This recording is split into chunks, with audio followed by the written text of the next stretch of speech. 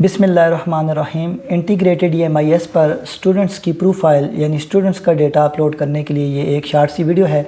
तो सबसे पहले हम पोर्टल पे यूज़र नेम और पासवर्ड इंटर करके साइन इन कर लेंगे। अब लेफ़्ट साइड पे हम ऊपर कॉर्नर में देखें तो ये तीन लाइनें सी लगी हैं। जब हम इन लाइनों पे क्लिक करेंगे तो एक लिस्ट ओपन होगी। इस लिस्ट में तीसरे नंबर पे स्टूडेंट MIS लिखा हुआ है। जब हम इस पे क्लिक करेंगे तो एक और लिस्ट ओपन होगी। अब चौथे नंबर पे ये लिखा हुआ है स्टूडेंट डेटा अपलोडिंग। जब हम इस पे क्लिक करेंगे तो हमारे पास ये पेज आ जाएगा। अब इस पेज पे यहाँ से हमने ये स्टूडेंट CSV फाइल ये फॉर्मेट है इसका, जिसके मुताबिक हमने यहाँ पे डेटा अपलोड करना है। इसके अलावा कोई फॉर्मेट जो है वो काबिल कबूल नहीं होगा, तो वो एरर दे देगा। और दूसरे नंबर पे इनरोलमेंट टाइप जो है F हमने लिखना है फ्रेश स्टूडेंट्स के लिए, P लिखना है प्राइवेट के लिए, D लिखना है ड्रॉप आउट के लिए और G लिखना है गवर्नमेंट वालों के लिए। तो ये जब हम इस ब्लू कलर के जो लिखा हुआ है स्टूडेंट्स CSV इस पे क्लिक करेंगे तो हमारे पास ये देखें लेफ़्ट साइड पे बॉटम पे कॉर्नर में ये फ़ाइल डाउनलोड हो गई है। अब इस पे जब हम बटन पे क्लिक करेंगे तो इसको शो इन फोल्डर पे क्लिक करके हम इसको इस पे राइट क्लिक करके जो है कॉपी कर लेंगे इसको अपने डेस्कटॉप पे।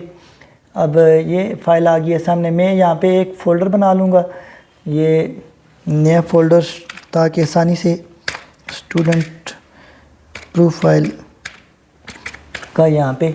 अब इस फ़ाइल को यहाँ पे मैं इसमें डाल दूँगा, इसमें कॉपी करके। अब इस फ़ाइल को जो है जब हम ओपन करेंगे, अब इसके मुताबिक जो है एंट्रीज़ करके हमने 1 बाय 1 हर क्लास का जो है वहाँ पे अपलोड कर देना है। इस फॉर्मेट में अगर देखा जाए तो सबसे पहले स्टूडेंट ID है, ये हमने 1 2 3 इसी तरह ही सारे बच्चों का लिखना है। एडमिशन नंबर जो है वो एडमिशन रजिस्टर से देख के बच्चों का एडमिशन नंबर लिखते जाना है। उसके बाद ये देखें ये हैशेज़ लगी हुई हैं, तो ये हमने कर्सर को यहाँ पे लेके जाना है कॉलम्स के सेंटर में, 2 कॉलम के जोड़ जहाँ पे है। अब इस यहाँ पे प्लस का निशान आ जाएगा। जब हम डबल क्लिक करेंगे तो ये देखें इसको खुद ब खुद इसने एडजस्ट कर दिया। इसी तरह ये कॉलम भी जो है ID कार्ड वाला कॉलम, ये सारे एडजस्ट खुद ब खुद हो जाते हैं इसको सेट करें तो। अगर डेट देखें, डेट का फॉर्मेट ये ना होगा तो फिर जो है ये डेटा एक्सेप्टेबल नहीं होगा और वहाँ पे अपलोड ही नहीं होगा। डेट का फॉर्मेट यही होना चाहिए जैसा कि यहाँ पे है। पहले डेट न्यूमेरिकल में लिखी है, फिर मंथ जो है वर्ड्स में लिखा है और इसी तरह ईयर जो है वो न्यूमेरिकल में लिखी है। अब डेट का फॉर्मेट इसी तरह ही रखने का तरीका ये है कि इसको हम इस पे क्लिक करके राइट क्लिक करके कॉपी कर लेंगे इसको और नीचे कुछ सेल्स में इसको पेस्ट कर देंगे। अब इसी तरह ये कॉपी है और इसको हमने क्या करना है, यहाँ पे डेट ऑफ बर्थ वाला जो कॉलम है इसमें भी हमने इसको पेस्ट कर देना है। इसका फ़ायदा ये होगा कि जब हम डेट एंटर करेंगे तो ये इसी फॉर्मेट में रहेगी। और उसके बाद देखें ये स्टूडेंट नेम वाला कॉलम है। अब स्टूडेंट नेम हमने कैपिटल में लिखना है या स्मॉल में लिखना है, कोई इशू नहीं है, ये खुद ब खुद उसको कैपिटल में बाद में कर देगा। फिर स्टूडेंट फादर नेम वाला कॉलम है, इसको हम फिल करेंगे। फिर मेल जेंडर जो है मेल या फीमेल लिख देंगे। ID कार्ड में डैशेस देखें डली हुई हैं तो हमने डालनी है।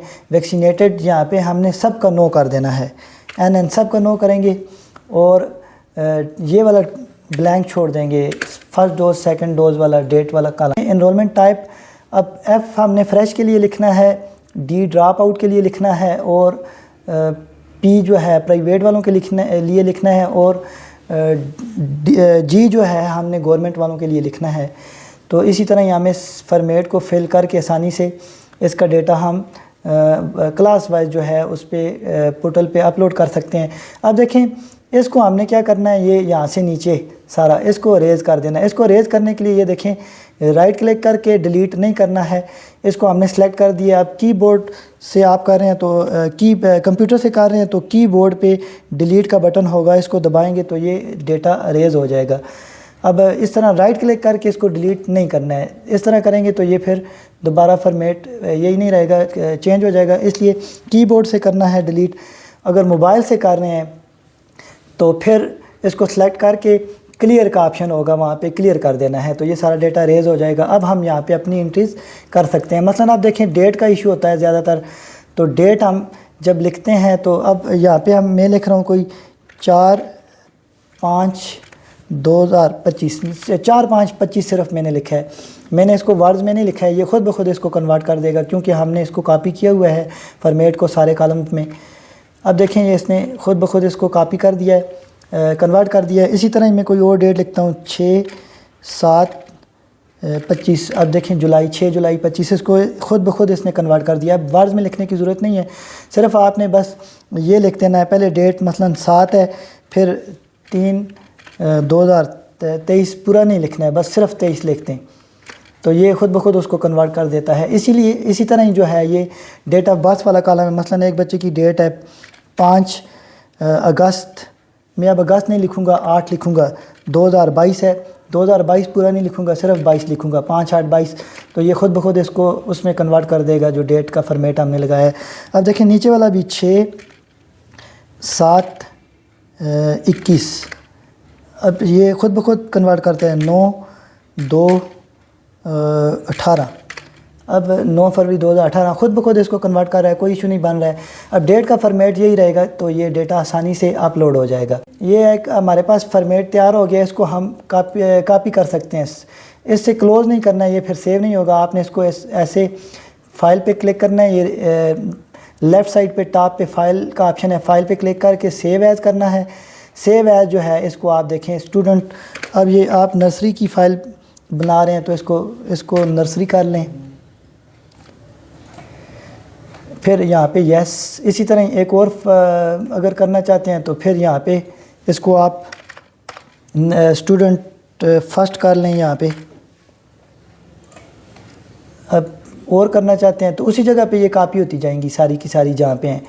अब यहाँ पे देखें फर्स्ट, फिर सेकंड, इसी तरह ही हर क्लास का फॉर्मेट ख़ुद ब खुद यहाँ से ही तैयार होता जाएगा। अब वहाँ पे हमने क्या करना है, अब इसको देखें मैं इसको आप मर्ज़ी है डोंट सेव भी कर दें तो कोई मसला नहीं है, क्योंकि यहाँ पे ये सेव हो गई हैं फ़ाइलें। ये देखें जहाँ पे हमने स्टूडेंट प्रोफाइल का फ़ोल्डर रखा था, अब यहाँ पे ये सारा स्टूडेंट नर्सरी सेकंड 1, अब 1 वालों में 1 का आप डेटा एंटर कर दें, सेकंड वालों में सेकंड का डेटा, सेकंड क्लास का डेटा इसी फॉर्मेट में मैंने फिलअप कर दिया है। अब हमने क्या करना है, इसको अपलोड कर देना है, क्लोज़ करके। फ़ाइल क्लोज़ होगी तब अपलोड होगा डेटा। इसको हम उसी तरह ये देखें ये पड़ा हुआ है इस फोल्डर में स्टूडेंट प्रोफाइल के डेस्कटॉप पे। हमने क्या करना है, उसी तरह ही अपना वेब ब्राउज़र ओपन करना है, HRISKPK टाइप करना है और ये इंटीग्रेटेड EMIS पे क्लिक करना है। फिर उसी तरह ही फिर यूज़र नेम और पासवर्ड इंटर करके साइन इन कर लेना है। और इसके बाद यहाँ पे 3 लाइनें लेफ़्ट पे ऊपर लगी हुई हैं, इन पे क्लिक करेंगे तो ये तीसरे नंबर पे स्टूडेंट MIS है और यहाँ पे फिर चौथे नंबर पे स्टूडेंट डेटा अपलोडिंग है। जब हम इस पे क्लिक करेंगे तो ये पेज सामने आ जाएगा। अब यहाँ पे हमने ये अपलोड CSV फ़ाइल, पहले फ़ाइल अपलोड करनी है। अब इस पे जब हम क्लिक करेंगे तो वहाँ से हम इसको ब्राउज़ का ऑप्शन आएगा। ये अब देखें यहाँ पे डेस्कटॉप पे फिर क्लिक कर देंगे जहाँ पे हमारी वो फ़ाइल पड़ी है, डेस्कटॉप पे पड़ी हुई थी। और फोल्डर कौन सा था जी, ये स्टूडेंट प्रोफाइल वाला। इस पे हम क्लिक कर देंगे, डबल क्लिक। फिर हमने स्टूडेंट सेकंड, इसका डेटा फिलअप है, इसको हम सेलेक्ट कर लेंगे। यहाँ पे इस पर क्लिक करके ओपन पे करेंगे या डबल क्लिक कर देंगे। अब ये देखें ये अटैच हो गई है फ़ाइल, 1.34 KB की है, 1.34 KB की। अब इसको हमने क्या करना है, यहाँ पे रेड बटन है अपलोड फाइल, इस पर क्लिक कर देना है।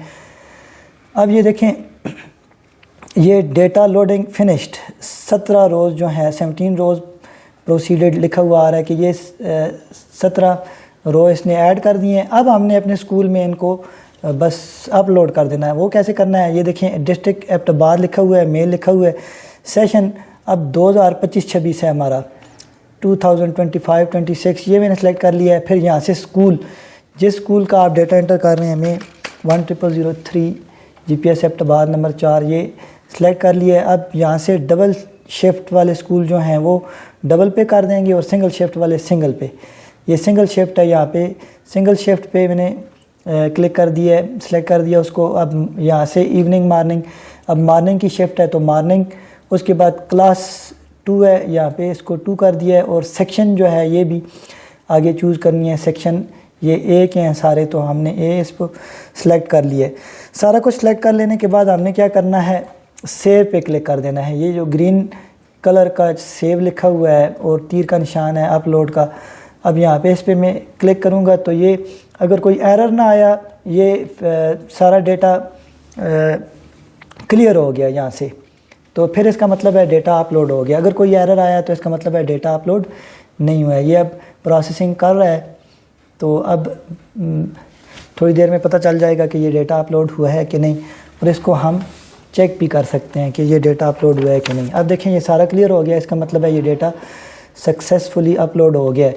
अब इसको चेक करने के लिए मैं यहाँ से स्टूडेंट MIS पे जाता हूँ और स्टूडेंट प्रोफाइल पे जाता हूँ, और उसके बाद यहाँ से स्कूल को सिलेक्ट कर लेते हैं। ये स्कूल 10003 था जिसका डेटा हमने अपलोड किया है, और क्लास 2 थी। क्लास देखें 2 2025-26 वाली, अब ये आ गई। अब उसी तरह ये देखें सारा डेटा उनका जो 17 स्टूडेंट्स हमने अपलोड किए थे ये सारे आ गए हैं। अब यहाँ से हम सर्च आउट में उसका एडमिशन नंबर ये देखें, पहला मोहम्मद आशिर था, में 67058 का एडमिशन नंबर था। इसका एडमिशन नंबर था, इससे मैं इसको ट्रेस आउट कर रहा हूँ। तो ये देखें मोहम्मद आशिर मोहब्बत ख़ान, ये हमारे पास आ गया इसका डेटा। इसी तरह मैं एक और स्टूडेंट का भी चेक कर लेता हूँ। ये 6718 अब ये देखें मोहम्मद मुस्तफ़ा, ये पहले नंबर पे थे 2-3, और आखिरी भी 67911 एक चेक कर लेते हैं कि ये हुआ है कि नहीं। 6791 ये देखें इस्माइल अब्बासी, ये आखिर में था, ये भी अपडेटेड है सारा। ये अब अपलोड हो गया सारा डेटा इनका न्यू एडमिशन्स का। इसी तरह हम हर क्लास का अलग-अलग जो है पोर्टल पे स्टूडेंट्स का डेटा अपलोड कर सकते हैं।